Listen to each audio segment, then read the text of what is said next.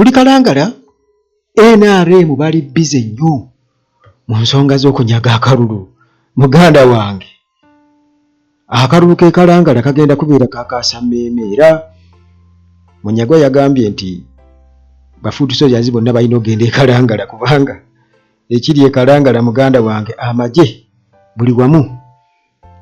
wamu obululu box bazitandiseko dozitikinya ekufulu z'okugambye byonna mu butambi bw'enkuleetebwe naye nga byabakama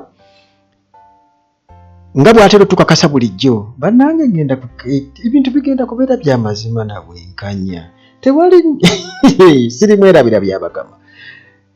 Kasolo ali eyawera nkulukuwontu olunaku lwa leero nakuzomeza 24 akalulu kalina okubeera nga kasuulibwa era bannakalangala baatandise dda okubeera nga bonnange bwe batyo beeyuna ennyiriri ez'abalunzi. Kakati ebifaayo mu ngeri y'okubeera nti baatandise dda okubeera nga balaga obubonero obw'okubba akalulu nga bwe nkutegeeza nti obutambi mbuleese byabakama nga atunnyonnyolako ebyo ebibaddeyo bwe bukakafu obulaga nti ddala kituufu wabaddeyo kutampalinga ne bokisi z'obululu byonna muganda wange naye nga nakutegeezezzaako nti bano si bangu kasa batandika ebyo nti bano bakulesinza okuva mu NUP bazze mu NRM. Kale munnange maintenance palace balina solar systems gwe ayagala solar tuukira aba maintenance palace so balina ebyamazzi n'ebyamasannyalaze bano bakugu mu byonna ebyamazzi n'ebyamasannyalaze byonna bye wali badde bwetaaga aba maintenance palace babirina. Hillside view apartments zino zisangibwa wali Janyuko Church ku Entebbe Road bw'otuuka e Namulanda ekitendo oba ekajjansi buuza e Janyuko Church bw'ogenda okusanga Hillside view apartments transport wa bwereere naddala okuva ku airport ngenda mbujijje wano ku Uganda at large. Kufulu ezisiba mu box batuwa listi zaazo nti polling station eya Kasekolo Primary School O to Z kuliko kufulu 3 ezisibye akabox yako. Kati kufulu zine 3 buli kufulu eriko namba yaayo nti namba eno kufulu yaayo yeno namba eno kufulu yaayo yeno naye kufulu zetusanze ku box buno obox 17 zibadde zaawukana ne kufulu zebasaako zebateekeddeko e Kampala kubanga kufulu zebateekeddeko e Kampala abakozi ba Electoral Commission bakoppako namba zaazo ne bazisa ku lupapula nga zino bwe mululaba bwe muti tugezo tuka wano nga kufulu ziriko namba ndala butubuza mwami agaba akulira Electoral Commission eya Kalangala nti ate zino zivuddewa ate nko kuba amasimu nga amasimu abaziwandiise tebasa kunnyonnyola zino baziggyewa ne tumusaba nti kale zino zirokinge zaawule ku box endala n'azaawula ne tussaako kufulu kwezo mweyo stowa ne tukkaanya DPC n'atugamba nti mugende muwandiike ebbaluwa nga mukomplaininga ne tuwandiika ebbaluwa ekomplaininga ne tugireeta olw'eggulo bwe twazireese olw'eggulo ono omukulu wa Electoral Commission kutwaliza wamu akalulu balabika abasajja bakakuttemu dda ebyaddala ate bano beekaza kuba babbi babbaluwa okiraba Kasolo yagamba nti yasaasira bonna abagenda okuwaaba ku byakalulu osobola okuwaabira Museveni osobola okuwangula Museveni mu kkooti mujjukira katambi ako kakati byabakama ng'amaze okutegeera ebyo atunnyonnyola ki ku nsonga eyo kuba twagala okutegeera byabakama ono nali njagala omukkiririzaamu 2026 naye byabakama bannange ni ali kusobola. Well, tuli wano ku office ya returning officer Kalangala nga bwe wonyonyodde abatulaba nti wabadde okwemulugunya mu lukiiko lwe tubadde nalwo nti basanze nti ebintu ebyavudde Kampala naddala boxes omuli obululu bwa ballot papers seals eziriko zibate tezikwatagana ne namba za seals eziri mu mpapula za parking list zetwawa ebibiina by'obufuzi n'aba candidates abesimbyewo. Kati ensonga eyo tulabye nti nkulu nnyo fwenga kakiiko ne tusalawo tugende tukebere boxes tulabe ddala ebintu ebiri munda bituufu oba si bituufu obu ballot papers mweziri wati zirimu oba we ziri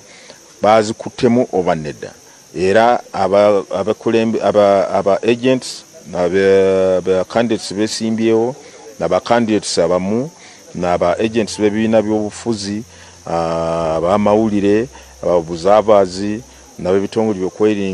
byokwerinda naffe nga kakiiko ffenna tuli wano ku office wano box 17 returning officer azifulumize bweru ne tulaba seals eziriwo nga ne tukakasa nti seals ezibaddewo tezikwatagana ne seals ziri mu mpapula za parking list nene tusalawo nti tugule boxes nezigulwawo ne bakebera buli box ne tukakasa nti ebiri munda naddala ballot papers oba obutabo ballot papers wona bwe buli intact tereka kwatiddwako bonna we buli DR forms nga weziri era na bannaffe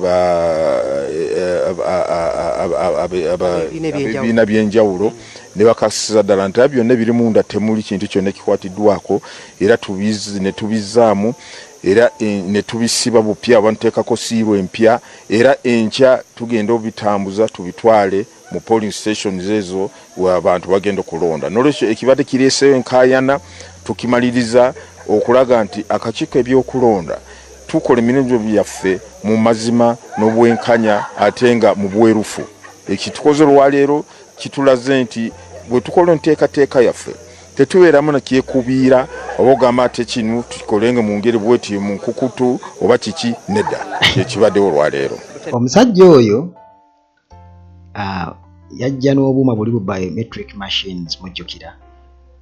era Museveni ng'akakasizza nti ekituufu kiri nti tagenda kukkiriza era omuntu yenna atayite mukuuma ako teri kulonda kubanga mbu Nuupu yayita okumubba akalulu 221 kakati munnange bagenda okulaba nga Lubongoya yali akikuliddemu ekyokubeera nti nno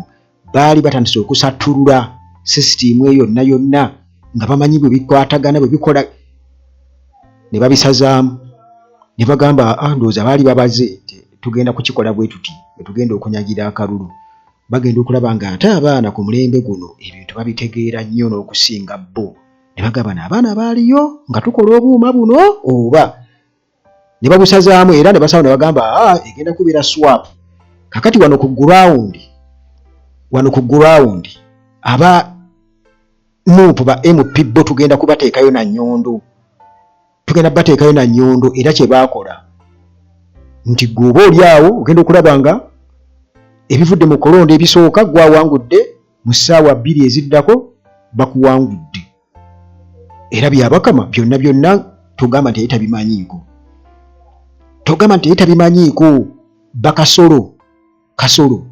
Kasolo yali instrumento nnyo mu kubba akalulu era kati nnyongedde okubeera nga nkikakasa bye yayogera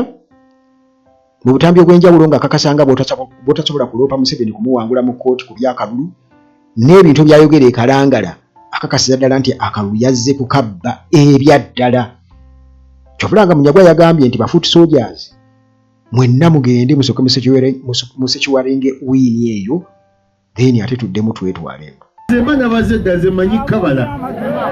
ebyokubukabba sikakola ki nera mulina okumanya tetwavudde waffe kujja kugwa kanyinza okubanze nga bontunulya bwoti olaba ndi musiru nga nazze nzireyo nga ngudde